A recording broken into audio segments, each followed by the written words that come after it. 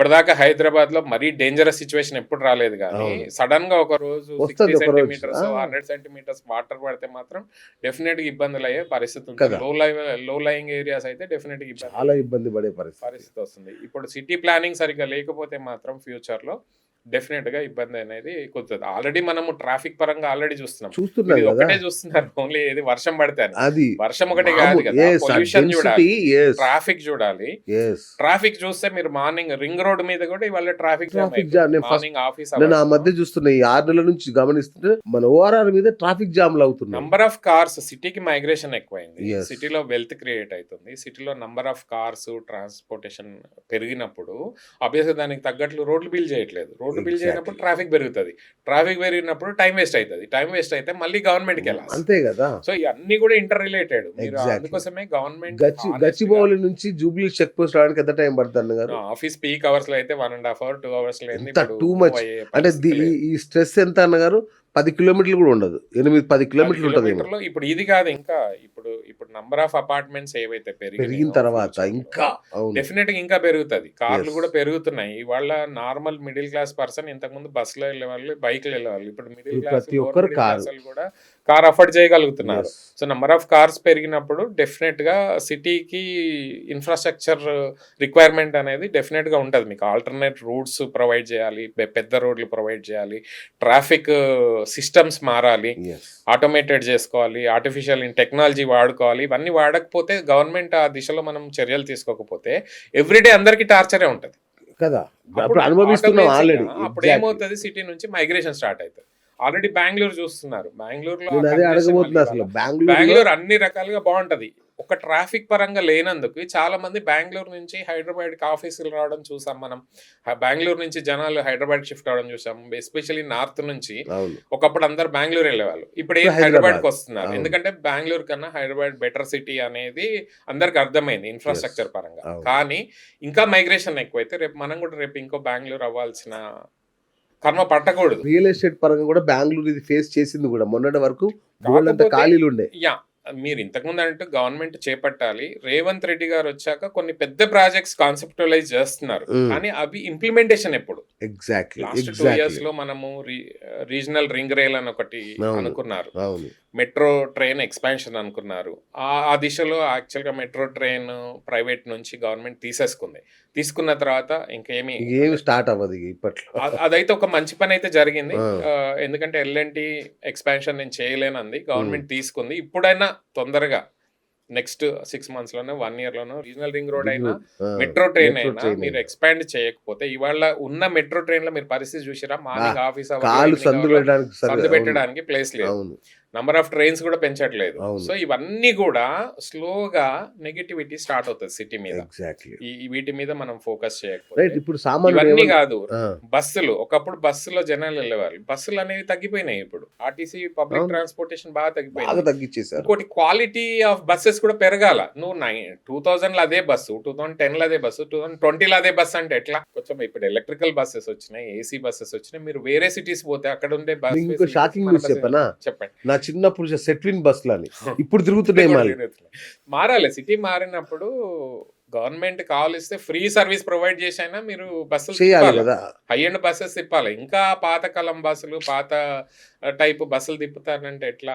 హ్మ్. ప్రజల టేస్టులు మారినప్పుడు బస్సులు కూడా మారితే మారాలి జనాలు గదా! బస్సులో తిరుగుతారు. మీరు ఎగ్జాక్ట్‌లీ. తిరగనంటే వాడు కార్లో కంఫర్టబుల్ అంటే కార్లోనే వస్తాడు. So right. ఆ ఇప్పుడు దిశగా ఏది జరగట్లేదు. ఏది జరగట్లే. రైట్. అందుకే జనం ఏమంటున్నారంటే, ఈ ప్రభుత్వం పరిపాలన మానేసి ఓన్లీ రియల్ ఎస్టేట్ చేస్తుంది అంటున్నారు. మీరు దాన్ని సమర్థిస్తారా? వ్యతిరేకిస్తారా? డెఫినెట్ గా లాస్ట్ 12 ఏళ్ల నుంచి జరుగుతుంది అదే అండి. హ్మ్. ఇంతకుముందు ఎవరో పాత్రికేయ మిత్రుడు అన్నాడు, టీఆర్ఎస్ అంటే తెలంగాణ రాష్ట్ర సమితి కాదు, తెలంగాణ రియల్ ఎస్టేట్ కంపెనీ, అది హ్మ్. టీఆర్సీ అన్నాడు. అవును. లాస్ట్ 10 ఇయర్స్ అలానే జరిగింది. ఎంతసేపటికి హై రైజెస్ కడదామా, బిల్డింగ్స్ పెద్ద పెద్ద హైదరాబాద్ లో కనిపించాలని అనుకున్నారు తప్పితే దానికి తగ్గట్టు ఇన్ఫ్రాస్ట్రక్చర్ బిల్డ్ చేద్దాం అనేది అయితే జరగలేదు. ఎక్కువ ఎఫర్ట్ జరగలేదు. ఆ!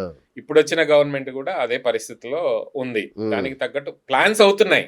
కానీ హ్మ్. ప్లాన్స్ ఇంప్లిమెంటేషన్ కావాలి. ఇట్స్ లైక్ సమ్మిట్ లాగానే మళ్ళీ మళ్ళీ ఎంఓఎస్ అవుతున్నాయి. దానికి ఇంప్లిమెంటేషన్ అనేది జరగట్లేదు అన్న టైప్లోనే ప్లాన్స్ పేపర్ మీద ఉండకూడదు. అవి హ్మ్. ఇంప్లిమెంటేషన్ చేసి, ఎగ్జిక్యూట్ చేసి, ఫినిష్ చేసి జనాలకు ఇచ్చిన రోజు గవర్నమెంట్ మీద వ్యతిరేకత తగ్గుతుంది. ఇంకొక పాయింట్ చెప్తున్నా. రియల్ ఎస్టేట్ మాఫియా చేతిలో ప్రభుత్వం కీలుబొమ్మగా మారిందా అనే సందేహం కూడా చాలా మంది వ్యక్తం చేస్తారు. Definitely లేదా గా ప్రభుత్వమే రియల్ ఎస్టేట్ మాఫియా నడుపుతుందా? ఈ రెండు ఏదో ఒకటి దాన్ని చెప్పాలి. మాఫియా అనలేము. ఆ. ప్రభుత్వానికి రెవెన్యూ అవసరం. ఉమ్, ఆ రెవెన్యూ కోసం ఇప్పుడు వచ్చిన రెవెన్యూ ఇప్పటిదాకా మనకు వచ్చిన రెవెన్యూ అంతా సాలరీస్‌కి వీటికే పథకాలకే సరిపోతుంది. yes. ఇప్పుడు ఏదన్నా చేయాలంటే గవర్నమెంట్‌కి ఒకటే దిక్కు రియల్ ఎస్టేట్ చేయాల్సిందే. ఉమ్, అది తప్పని నేను అనట్లేదు. కానీ మీరు మంచి ల్యాండ్‌లు మంచి రేట్‌కి అమ్మినప్పుడు అఫోర్డబుల్ హౌసింగ్ మళ్ళీ క్రియేట్ చేసిన రోజే మీరు అమ్మడానికి మీకు హక్కు ఉంటది. ఎగ్జాక్ట్లీ. లేదంటే మీకు గవర్నమెంట్‌కి హక్కు లేదు. ఎందుకంటే Hmm. ల్యాండ్స్ ప్రజలే. ఉన్న ల్యాండ్స్ ప్రజలే మీరు ల్యాండ్ తీసుకొని ఎక్కువ రేట్లకి రేపు కంపెనీస్‌కి అమ్మొచ్చు, బిల్డర్స్‌కి అమ్మొచ్చు, డెవలపర్స్‌కి అమ్మొచ్చు. కానీ అదే పేద ప్రజలకి, అదే మిడిల్ క్లాస్ ప్రజలకి మీరు అఫోర్డబుల్ హౌసింగ్ క్రియేట్ చేసినప్పుడే మీరు అమ్మడానికి మీకు రైట్ ఉంటది. రైట్. లేదంటే మీరు అమ్మొద్దు. అది. సో ఫైనల్‌గా చెప్పండి అన్నగారు. అసలు ఇక భూమి అనేది కంటిన్యూ అవ్వడమేనా? దీనికి ఒక ఎండ్ పాయింట్ గాని, ఒక సొల్యూషన్ ఏమన్నా ఉందా? ఈ రియల్ ఎస్టేట్ బూమ్. ఇది డెవలపింగ్ ఎకానమీ ఇండియా Hmm. అనేది. అందులో Hyderabad like top 5 cities of India. Yes. Maybe in the next 2 ఇయర్స్‌లో టాప్ 3కో, టాప్ 2కో వచ్చే పరిస్థితి ఉంది. అవును. మనం చూస్తున్న ఇక్కడ ఉన్న అవును. డెవలప్మెంట్ గానీ, గ్రోత్ వల్ల అవ్వచ్చు, ఎంప్లాయ్మెంట్ జనరేషన్ వల్ల అవ్వచ్చు. Quality of life compare to other cities బెటర్‌గా ఉండడం వల్ల. సో, ఈ గ్రోత్ అనేది మనం ఆపలేమండి. ఎందుకంటే growth comes because of the people. Okay. Second aspect growth comes because of the government policies. మనుషులే Right. డ్రైవ్ చేస్తున్నారు ఈ కంట్రీని. గవర్నమెంట్ అనేది ఒక పాత్ర అంతే. అవును. వాళ్ళు సైన్లు పెట్టే వరకే, పాలసీలు చేసే వరకే. ఆ ఇంప్లిమెంటేషన్ అయితే 100% జరగట్లేదు. అదైతే అందరూ చూడాల్సిందే. మన కళ్ళ ముందు కనిపిస్తుంది. కాకపోతే ఇది ప్రజలు డ్రైవ్ చేసే ఎకానమీ కాబట్టి రేపు డెఫినెట్‌గా ఈ బూమ్ అనేది కంటిన్యూ అవుతది. వాల్యూస్ పెరుగుతూనే ఉంటాయి. పెరుగుతూనే ఉంటది. ల్యాండ్ వాల్యూస్ పెరుగుతుంటాయి. ప్లాట్ల వాల్యూ పెరుగుతాయి. అన్నీ పెరుగుతాయి. సో సామాన్యుడి జీవన సామాన్యుడికి- ప్రమాణాలు ఇట్లాంటివి ఏమి అడగొద్దు. అడగొద్దు కాదు. వీటితో పాటు గవర్నమెంట్ ఎంప్లాయ్మెంట్ జనరేషన్ క్రియేట్ చేయాలి, Hmm. వెల్త్ క్రియేట్ చేయాలి, అఫోర్డబుల్ హౌసింగ్ ఇప్పియాలి. ఎగ్జాక్ట్లీ. ఒకవేళ అఫోర్డ్ చేయలేని వాళ్ళకి రెంటల్ హౌసింగ్ కూడా తక్కువ రెంట్లో మనం చేయగలిగితేనే ఈ రియల్ ఎస్టేట్ అనేది మనుగడ సాధ్యమవుతుంది. ఇందులో ఏదొక్కటి జరగకున్నా స్లోగా ఈ ఎకోసిస్టమ్ దెబ్బతినే పరిస్థితి అయితే డెఫినెట్గా వస్తుంది. రైట్. దేవుడే కాపాడాలి హైదరాబాద్ నగరాన్ని. చూద్దాం. ప్రభుత్వం అంటే బాధ్యత ఏంటిది? ప్రభుత్వాన్ని సామాన్యుడి జీవన ప్రమాణాలను మెరుగుపరచడం, అవును. సామాన్యుడికి సొంత ఇల్లు, ఒక కళ నెరవేర్చడం. కానీ ఆ కళకి అసలు నా హైదరాబాద్ నగరానికే సామాన్యుని దూరం చేసి ఈ భూమి అనేది ఎప్పుడు బద్దలవుద్దా అని ఎదురు చూడడం తప్ప ఎవరు ఏం చేయలేదేమో నాకు తెలిసి. అంతేనా? అంటే ఇప్పుడు ఇక్కడతో ఆగదండి ఈ సిస్టమ్ అవును. అనేది. It will continue further. ఈ గవర్నమెంట్ ఉన్నా రేపు ఇంకో గవర్నమెంట్ వచ్చినా ఇది ప్రజల్లో continue. కూడా చైతన్యం రావాలి. It's not just responsibility of the government అంటే ఫైనల్గా మనమే. ఇవాళ ఈ సిటీని పరిరక్షించుకోవాలంటే మనమే పరిరక్షించాలి. రేపు చెత్త వేయొద్దు. ఎగ్జాంపుల్. Exactly. నేచర్ని Okay. పరిరక్షించుకోవాలి. అవును. చెట్లు నాటాల, ఎయిర్ క్వాలిటీ ఇండెక్స్ పెంచుకోవాలి. ఇది ప్రజల రెస్పాన్సిబిలిటీ కదా, బాధ్యతగా ఉండాలి. అంటే కార్లు వేసుకొని రోడ్ల మీదకి వెళ్ళిపోవాల్సిన అవసరం లేదు. 2 ఏళ్ళుగా మొక్కలు నాటే కార్యక్రమం కూడా జరగట్లేదు. చూసారా మనం ఈ నగరంలో, ఈ రాష్ట్రంలో మొక్కలు నాటే కార్యక్రమాలు కూడా జరగట్లా. సో డెఫినెట్గా నేను అనేది ఇది గవర్నమెంట్ నుంచి వచ్చేది ఒక్కటే కాదు. ఈ సిటీ మనందరిది. ఎస్. మనందరం దీన్ని అడాప్ట్ చేసుకొని ఈ సిటీ బాగా చేయాలంటే in every aspect. Yes. Quality of life అవ్వచ్చు, సోషల్ ఇన్ఫ్రాస్ట్రక్చర్ అవ్వచ్చు, మనం బాధ్యతగా ప్రవర్తించడం అవ్వచ్చు. Right. ఇవన్నీ కూడా ఇంపార్టెంటే. జనాలు ఏ రోజైతే బాగా ఉంటారో ఆటోమేటిక్గా గవర్నమెంట్ కూడా బాగా అయిపోతుంది. నేను అది బిలీవ్ చేస్తాను. ప్రతిదీ మనం గవర్నమెంట్ని బ్లేమ్ చేయొద్దు. Government is hardly 0.0001% of the people.